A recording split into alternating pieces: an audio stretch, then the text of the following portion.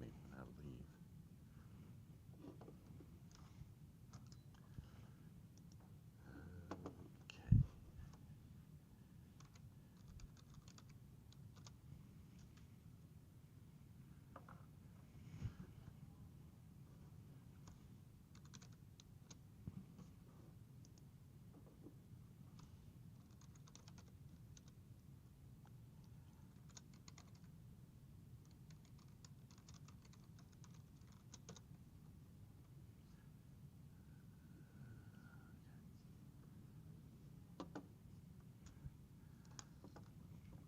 Let me see.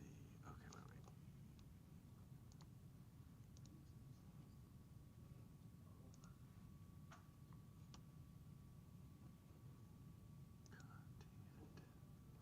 Content. Assignments. Okay, see if it takes me to the right location. Oh, it kind of did. Okay, so let me see which one is what here. Hang on. That one has hints and all that sort of stuff. So let's see about this one.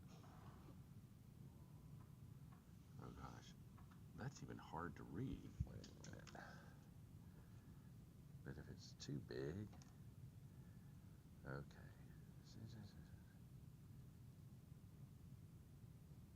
Just updated. Wait a minute. Oh, wait. Oh, it is August 31st. At 3. Okay. Turn the particles released from rest S equal 1. That's actually here. I'll talk about these for a second, but some of these are not that hard. So this is, I'll just, there's a little space right here for me. So this says it's with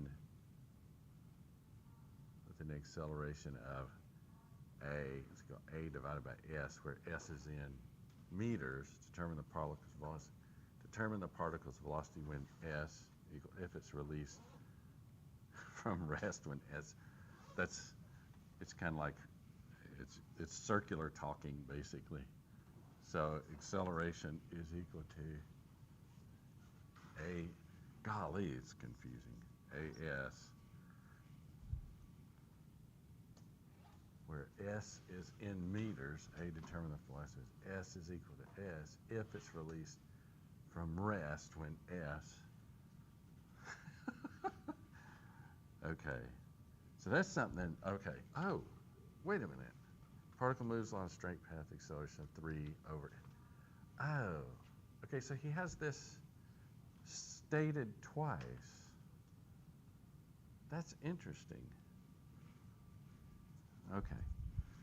But he has it, okay, I guess maybe he has the darkened area, a general statement, and then the light area is the specific problem. I don't know. That's kind of interesting. So A is equal to 3S. How about that?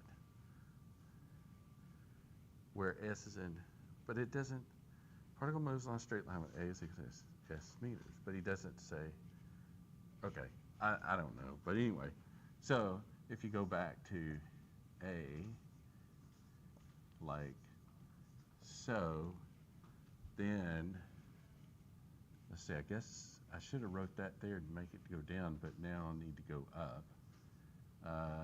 You've got, here, hang on. Maybe you don't know this, but maybe you know this, ds dt, and maybe you know, let's see, get rid of this, and this, and that. Okay. So then, okay, let's make sure I copied that right. That, this, this. So then this becomes that. And that's just being copied. So that's not, okay. So now I got to go up. I should have wrote it up here and made it go down, but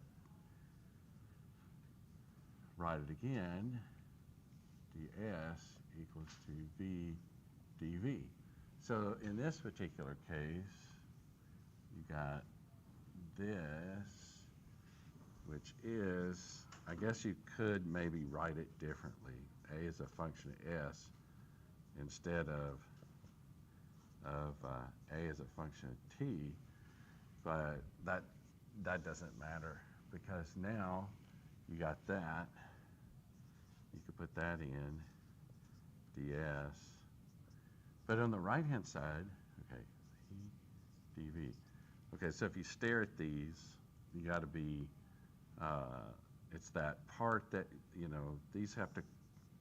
How should I say that word? Coincide or be associated. How about that? So they have to be associated with each other.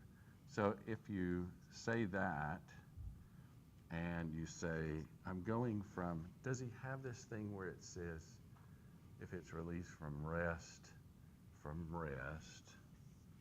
plus equals 0, when S is equal to 1. So this means this and this go together, same or associated. So those are associated. So in fact, I could just replace this with that. So if I did that, okay, one was, gotta make sure I write it down the right place, and that. And this will be S, and this will be V. I don't feel like integrating, but that's the problem set up. So what does he want to know? Okay, so particle moves along a straight line with a path this, but then his statement is here. Particle moves a straight line with acceleration of that. Okay, where S is in, determine the, particle velocity. So he wants to know the particle velocity. So you'd end up with, what's that? V squared over 2. You'd have to carry out this integral, multiply it times 2, and take the square root of it. Let's see what he has for part A and B. It's not going down.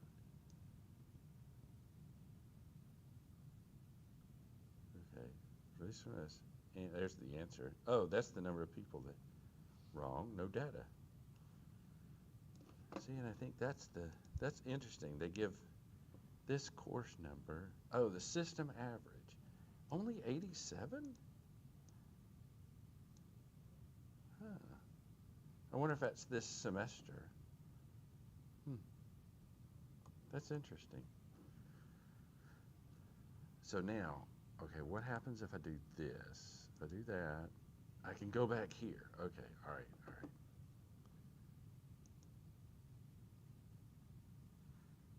Okay, he does the same thing. No, the answer is, okay.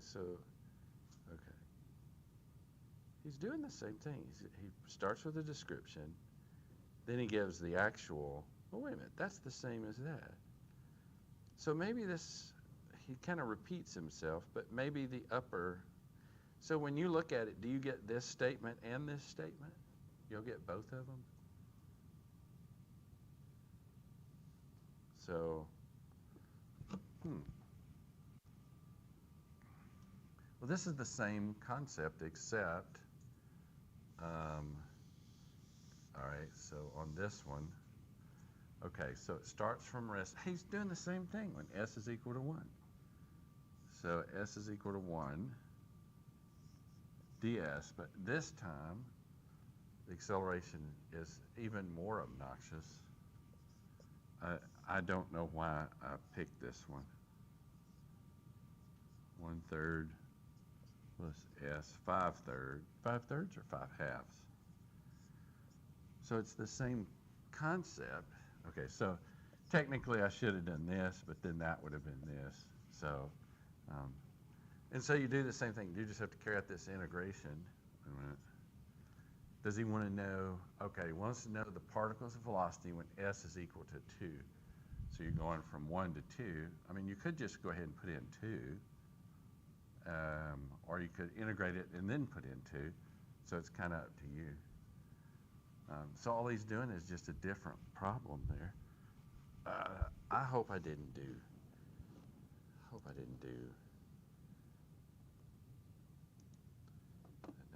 these, did I? So I think what he's doing is he's doing this, so maybe the format on the description doesn't allow equations, and this part of the page does, because you can notice the equations are looking very nice down here, but they don't look that nice up here. So maybe that's what's going on. So I'm really sorry, I didn't mean to do 3 of them using the same set. This one is bad because, okay, so if you write this down, okay,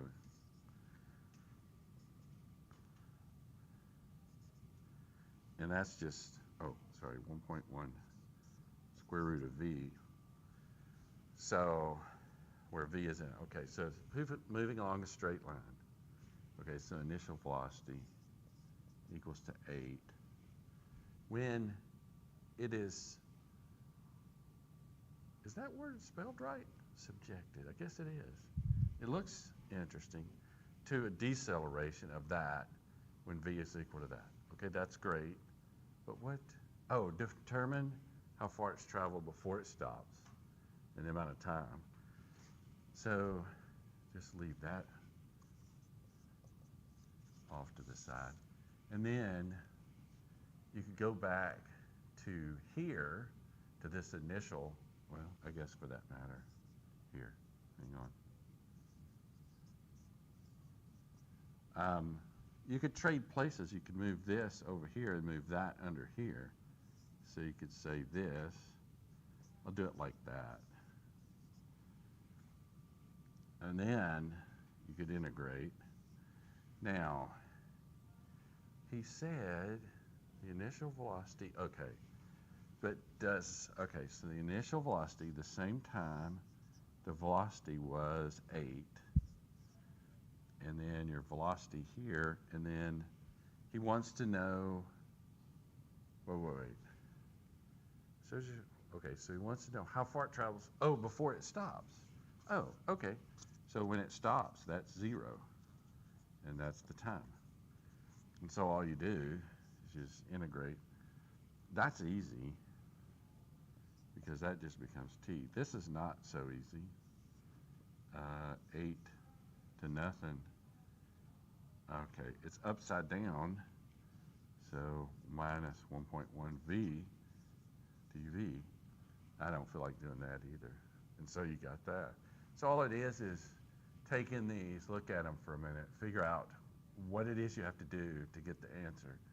In this case, it was very strange in the sense that you need to move the dt over in the acceleration up out of the way, or up under the v, and then you could integrate it. So it's just, you know, and then it's, okay, so most of your calculators can do integration, can't they? They can? Okay. Can they do, okay, can they do symbolic integrations? In other words, this one is you go from 0 to 8.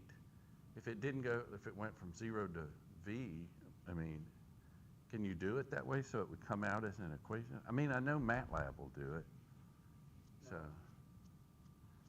okay. Now what is this? 7 of 12. Does that mean, okay, that has hints. 7 of 12.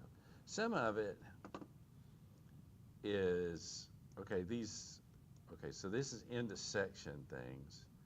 I don't know if it identifies these, but these coaching things are kind of just, let me click it. There'll be a little video, and I don't want to watch it, but then there's a little Quizlet under it, you know.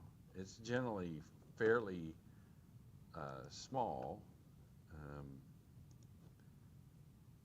What is this? Okay, again, he's got the description, and then this is interesting. This is really interesting in a weird sort of way. But of course, you know, I'm sure there was a bunch of computer programmers that programmed the interface, and they probably have a section here that they can't put equations in because that doesn't look right. But this one looks good.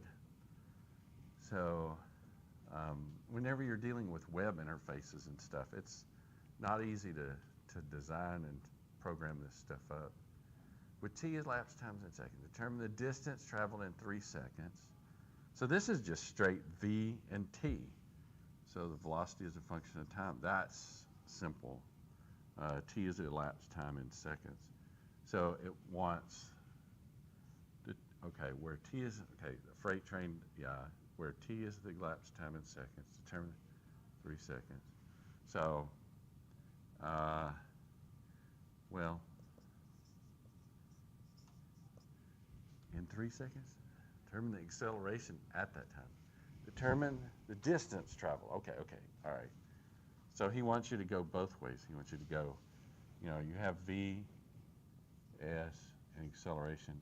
He wants you to go that far to find the distance that's traveled. Then he wants to go this far and find the acceleration at that point. So you have to do both, but one's easier than the other. So this one, v dt is equal to ds. Now, did he say the distance it traveled in 3 seconds? So if you're starting here and you enter, okay, so using this one, v is equal to 64, 1 minus e, and if you put in t is equal to 0, what do you get? What's e to the 0?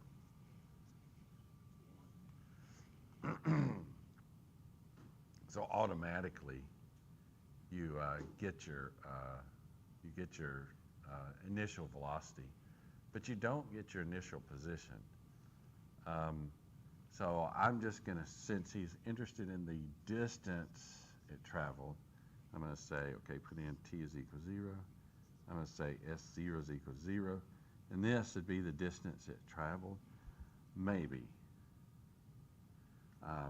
unless the particle did something like this. It moved out and then came back. And then your distance would be from here back to here. But if you plot this thing, 1 minus e to the minus,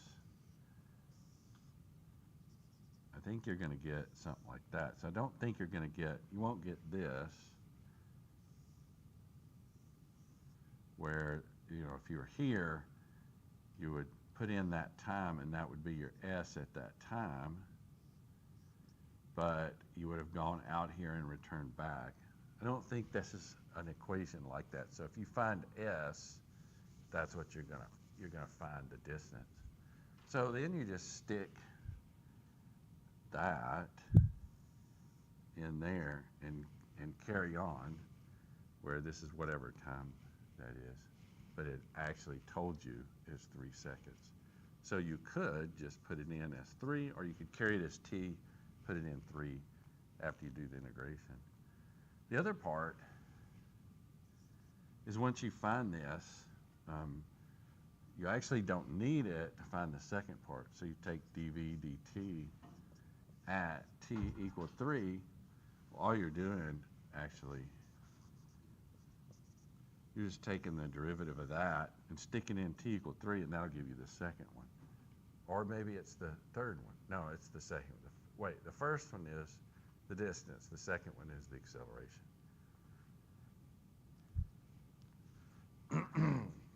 So these are okay. The hint ones are, I'm not going to do the hint ones because there is no, I mean, they got hints on there. So this assignment's not terrible. It could be worse. These two are probably just, what is it? Let's just see what one of them looks like with the hint. Wait a minute. End of section. Let me see if I can find the hint itself. Okay. Where is the hint? View available hints. How to approach the problem. Okay. Recall that you can, okay. It's harder for me to read over there than it is here. Recall that you can eliminate time difference from your equations relating to the position, if possible, because of the following relationship. So here he's done something like what we did before. You took the V, move it over here, took the dt and moved it back under here, you would get ds, that's not ds, ds dt is equal to v. But likewise, the same thing happens here. So there's a little hint that gets you. But he says there's two hints. Hint number one is dot. Hint number two, rearrange the equations. You obtain an equation on both sides containing differentials. I think the reflection up here is the hard part for me here. That might do a little bit better. Okay, and so, so differential integrate both parts desired. Okay, so you're just integrating both sides there, and there's your answer. Oh God, that's nasty. So, and I don't see a system average on that. I don't know what that system average is, but maybe that's everywhere around the country. Okay, now that I do this, if I go back one page, where am I at? Okay. So I'll even give you a flash into the quiz. There's the problems. You can go look. They're all into section. I don't know what fundamental problems. Fundamental ones are apparently easier. Okay, if I do this, go to here, I can come back to, here we go.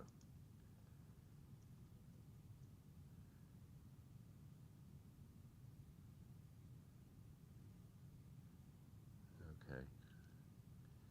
I do not know where, okay, we left off on this where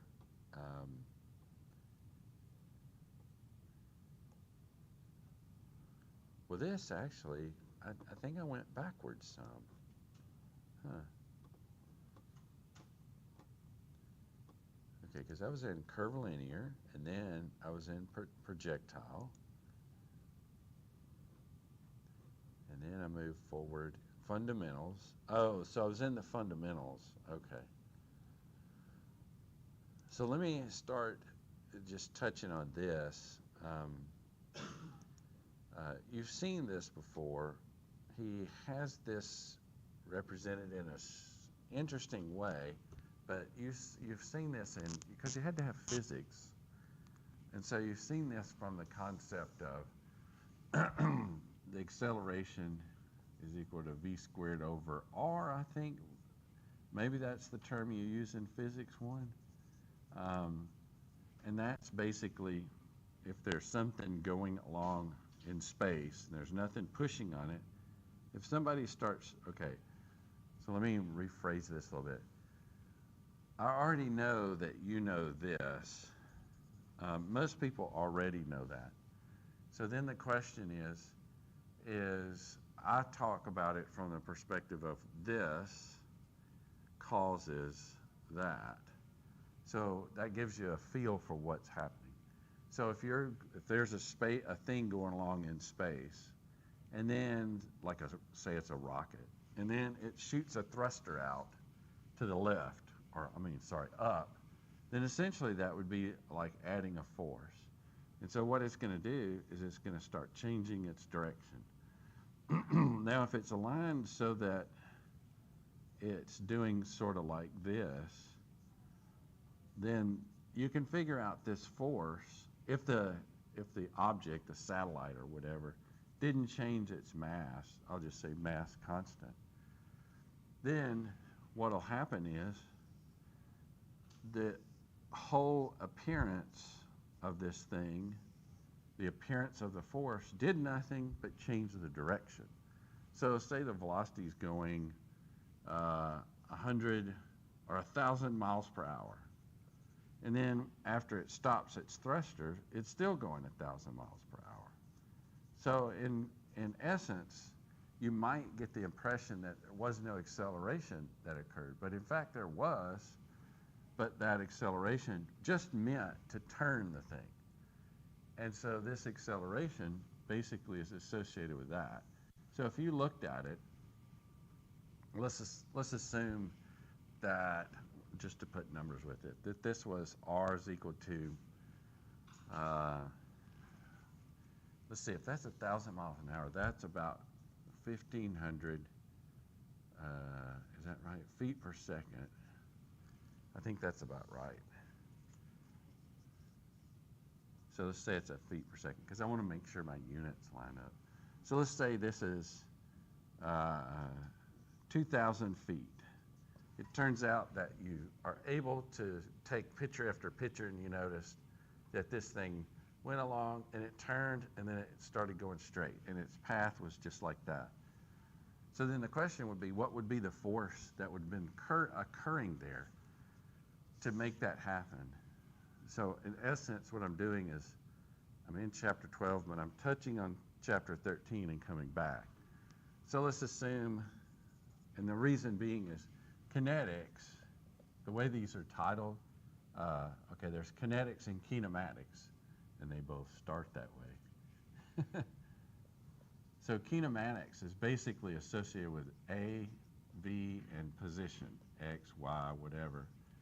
And then kinetics, sum of the forces equal mass times the acceleration. So in order to do this kinetics, which is chapter 13, you first have to do chapter 12 in order to figure out the acceleration, to use the acceleration. But in fact, step mentally into 13 and recognize you already know this. So then what we're going to do is when we get to 13, you'll be able to pull all these off and actually do these. So let's assume that this thing's 1,000 kilograms. And the question would be, what would be the force here? So this is going into 13. So all you're doing is v squared over r, or 1,500 squared over r, which was 2,000. You know what? I'm going to make my life easy. I'm going to change that to 1,500. That would make it easy. Means that my acceleration is 1,500. And then my mass was already 1,000. So the force that was required, I'm mixing units here. Let's make it 1,000 slugs. I don't want to mix units. So say it's 1,000 slugs. 1,500, that's the math I can do. So in order to do that, it's 1,500, and then 3 more zeros. Let's see. So 1,500,000 pounds is what's required. If you think about it, of course, this is approximately, I would say, 1,000 miles per hour. So in order to get this thing to turn, going that fast, through that short of a distance, that short of a radius, it would take a lot of force to do that. Of course, rockets have a lot of force.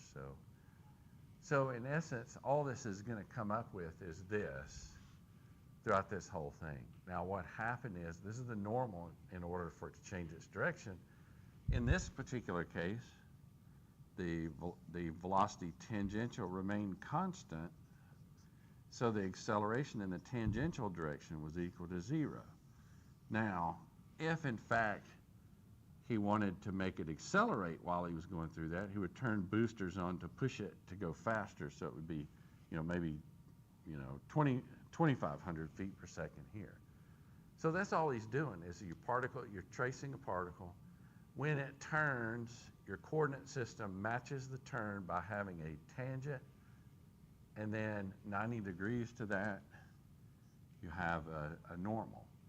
Now it turns out there's this, what's it called, oscillating plane or something like that. Let's say your thing is going like this, and then it starts like that, and then it does like that. So in 3D space, let's say you're going along, you turn this way, and then you turn that way. What you're doing is, the minute you start turning, your normal points to the turn, and then you're going straight and you start turning this way, it points to. So these are all laid in 2D, but it doesn't matter. It happens the same way in 3D. So if you have something, you're basically, when you start turning, just imagine that there's a rope attached here to make it stay in that plane. Then if it got out here and it was going straight, but then there was a rope here attaching it to come out of the board, then you'd have like a plane here and a plane here. Does that make sense? That's 3D. We don't do 3D, but turns out the equations are the same. So you get down here, it's true there's a velocity, and it's true there's a normal, and there's no normal component of velocity. That's written really small, but what that's saying is the velocity is equal to some number times a base vector. This is the tangent base vector. That's all it's saying, which in this particular context isn't very rigorous, but the next section is. And then what he's got, he says, okay, the velocity is a change in position, and then he starts talking about the acceleration. And your acceleration has two components. Now notice what he's done here. He's taken this as a derivative of the velocity itself times the tangent times the change in the tangent vector. And that does change. Because of this, this is where you're going to get b squared over rho times u normal. And he sort of roughly does that down here in a kind of a weak sort of sense, in which he shows eventually you get down to here, and then one more step, you get down to the v squared over r, where this kind, okay, so r, but in this book it's a rho. And that's pretty much it. So, well, he does talk about 3D. So there's the oscillating plane, and that is that plane is a plane that touches from the object to the center of rotation, and the other part that defines that plane is the tangent vector. So this nt is a plane, and this outer plane b is kind of inconsequential right now. And then the oscillating plane can move around. Okay, so most of these problems are fairly small in the sense. And I'm going to jump on over because, okay, so that got highlighted. I'm trying to find out where okay, that's highlighted, fundamental, okay. Oh, how interesting.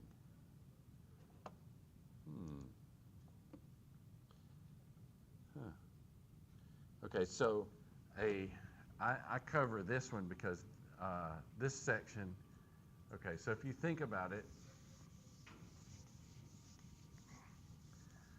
you can represent this two ways.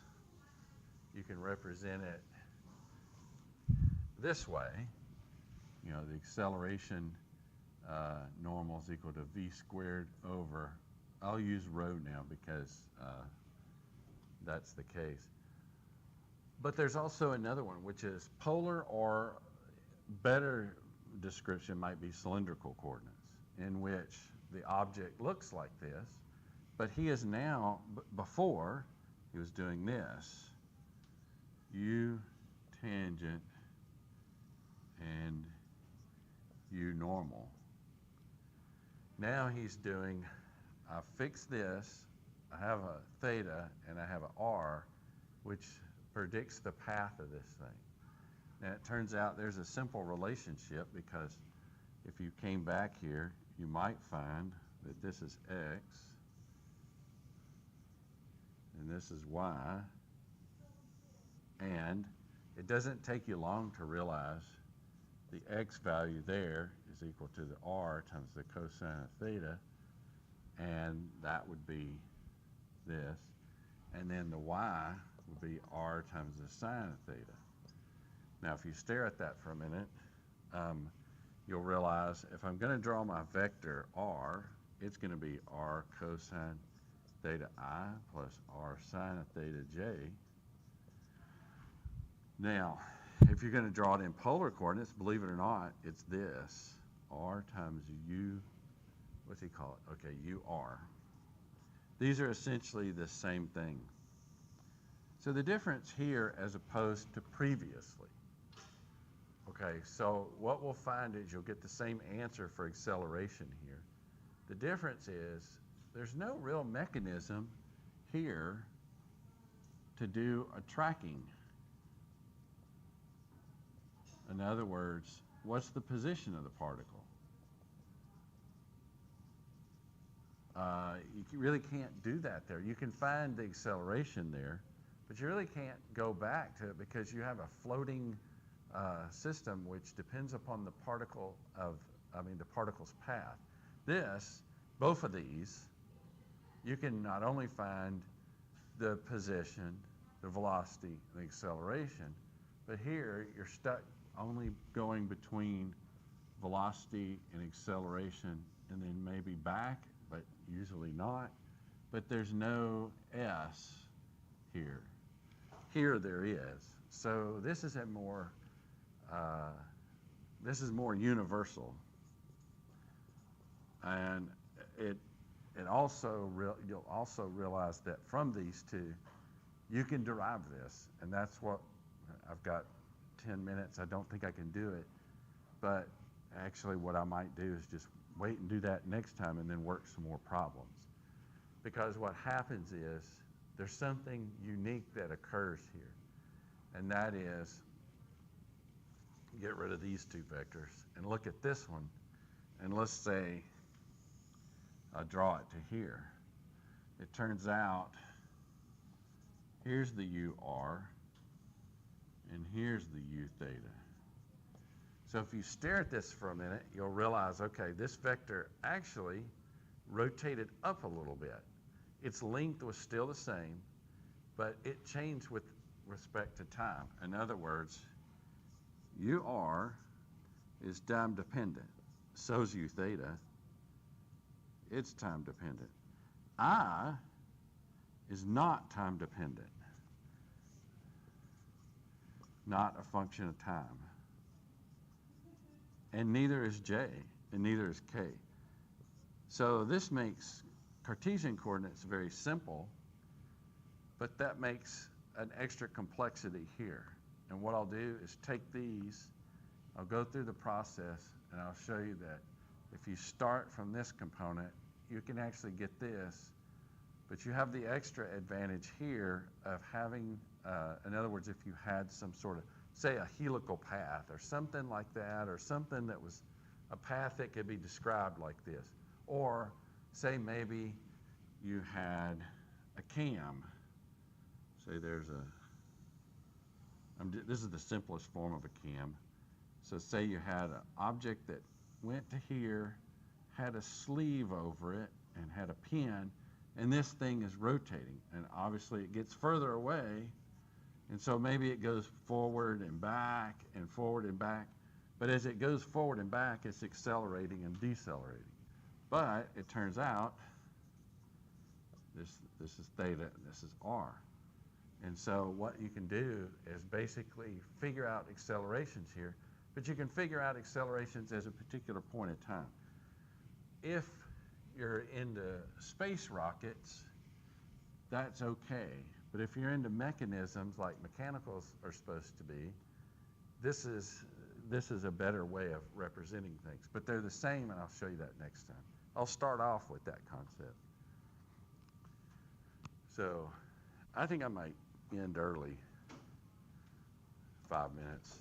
And then, so is there any questions, any comments, anything?